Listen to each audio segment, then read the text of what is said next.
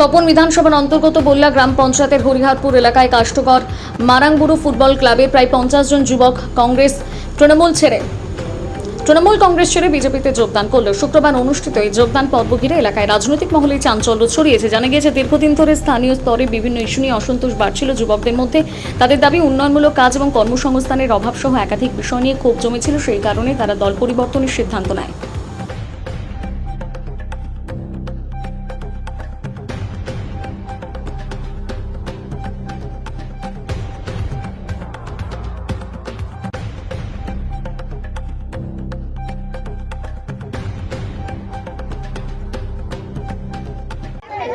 নমস্কার দাদা, আজকে আপনাদের এখানে কি কার্যক্রম ছিল?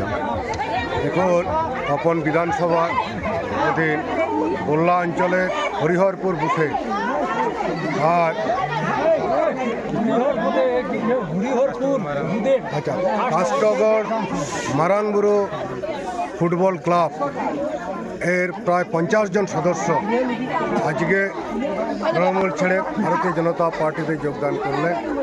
আমাদের এই মণ্ডলের সম্মানীয় সভাপতি, আমাদের কল্যাণী সরকার মহাশয় এবং আরও ভারতীয় জনতা পার্টির কার্যকর্তার উপস্থিতিতে এবং